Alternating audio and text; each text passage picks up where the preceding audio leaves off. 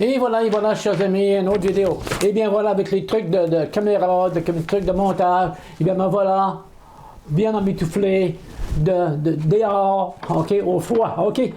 Tout ceci pour vous parler que tout dernièrement, en fait hier, nous avons eu une grosse tempête de neige ici à Montréal, ok.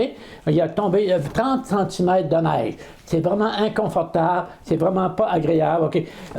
En fait, et ça cause beaucoup de problèmes. J'ai pris des notes ici, si vous me regardez mes yeux aller ailleurs, c'est parce que je lis les notes, ok.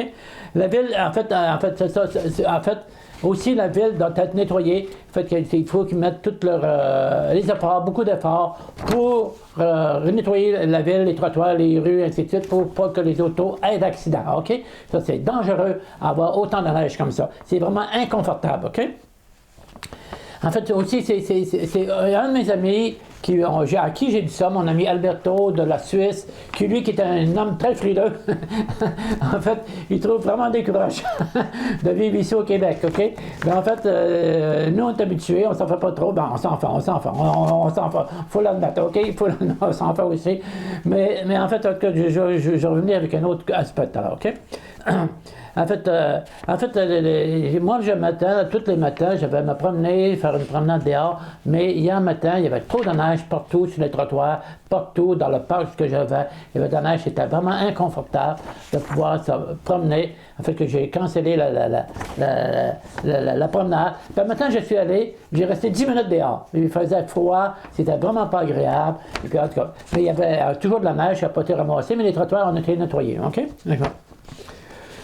Cela, ça me rappelle aussi un de mes amis qui vient de l'Inde, qui demeure ici à Montréal. Quand il est arrivé à Montréal et qu'il a vu la première neige, il aimait ça. Il a essayé d'attraper des flocons, puis les flocons, ils fondent dans sa main. Il trouvait ça agréable. Mais après des années, il a complètement changé d'idée. Il n'est plus capable de supporter le froid et la neige du Québec. OK? Ça me rappelle aussi un de mes cousins qui a un chalet à la campagne. Lui, il demeure à 450 km d'ici. Le froid est pire qu'ici. Okay? À Montréal, on est plus dans le sud, mais lui, il demeure dans le nord. Il y avait 3 mètres de neige sur son chalet à la fin de l'hiver. Il a fallu qu'il enlève ça. C'est beaucoup de travail enlever ça. En fait, la neige, ça rend vraiment la situation vraiment inconfortable. C'est vraiment pas agréable. OK? En fait, 30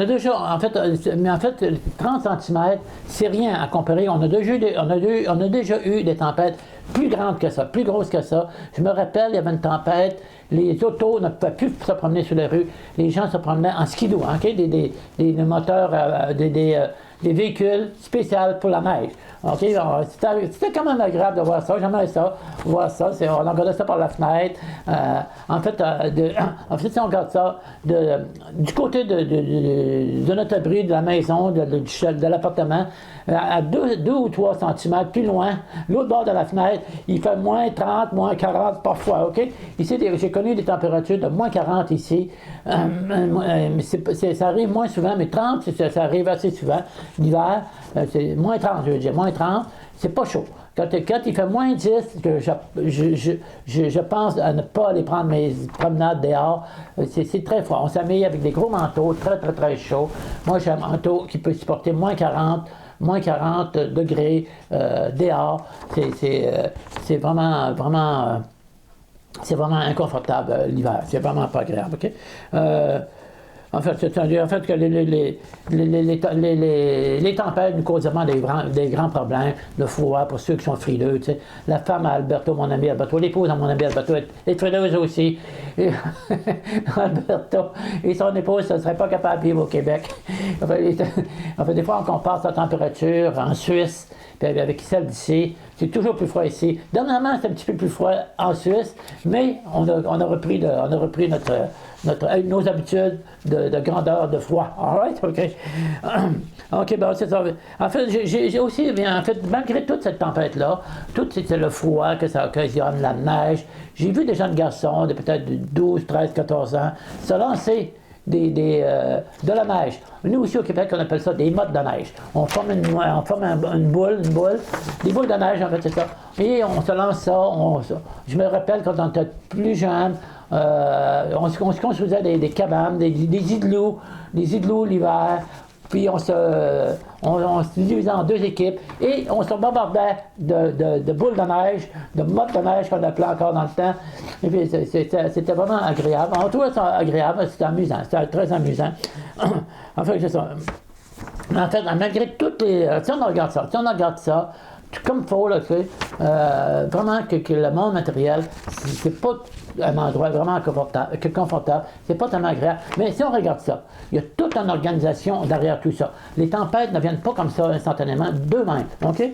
En fait, il y a le verset de Mme Victor, chapitre 10, verset 8, qui dit, que Christian dit dans la Bhagavad Gita, au chapitre 10, verset 8, de tous les mondes matériels, et de tous les mondes spirituels et matériels, je suis la source, de moi tout émane. Les sages connaissent parfaitement les sages connaissent parfaitement cette vérité de tout leur cœur, ma serve et m'adore. OK? Quand on regarde ça, il y a une organisation en arrière de ça. Les savants ne peuvent pas organiser une telle grande chose. En fait, les saisons reviennent au même moment dans l'année. Et en fait, le soleil et la lune se lèvent aux mêmes heures, tout dépendant des saisons. En fait, c'est vraiment, vraiment bien structuré, bien organisé. Puis le soleil, il brille autant, il brille depuis des millions d'années, il brille autant qu'il brillait au tout début. Okay? Il n'a jamais été, il ne se consomme pas, il ne perd pas de sa force. C'est vraiment inconcevable, OK? En fait, c'est ça, c'est vraiment intéressant d'avoir qu'il y a une grosse organisation derrière tout ça. Tout s'organise tout seul, pas tout seul. Christian a mis des personnes en place pour prendre soin de ce monde matériel. Et puis il a mis des demi-dieux qu'on appelle, qui les contrôlent, il les contrôle.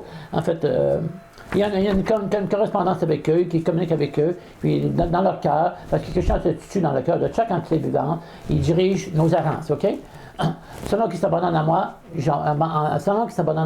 dirige leurs errances. Je ne me souviens plus complètement de ce verset-là, mais en tout cas, c'est un Christian qui nous dirige, puis il dirige dans le monde matériel. Fait que les savants, on voit dans les nouvelles de météo, en fait, qui nous prédisent qu'il va y avoir telle tempête, il va arriver telle chose dans les prochains jours. Souvent, ils ont raison, puis souvent, ils se trompent aussi. Mais c'est de voir que toute une organisation derrière ça, en fait, je ne sais pas comment ça fonctionne, mais c'est vraiment une grosse organisation. Puis les tempêtes viennent, la chaleur vient, le soleil se lève, le soleil se couche. En fait, c'est une grosse organisation qu'on ne peut pas concevoir, OK? En fait, il est dit aussi, le Krishna prépare, il dit dans la Bhagavad Gita, il dit, je ne sais plus, dans le Srimad Bhagavatam, qui dit dans le monde spirituel, il y a aussi de la neige, OK? En fait, mais la neige dans le monde spirituel, elle est chaude, En fait, je demande, qui voudrait venir avec moi dans le monde spirituel pour se lancer des mottes de neige chaudes? Avec ça. OK, on va terminer sur cette note joyeuse, agréable.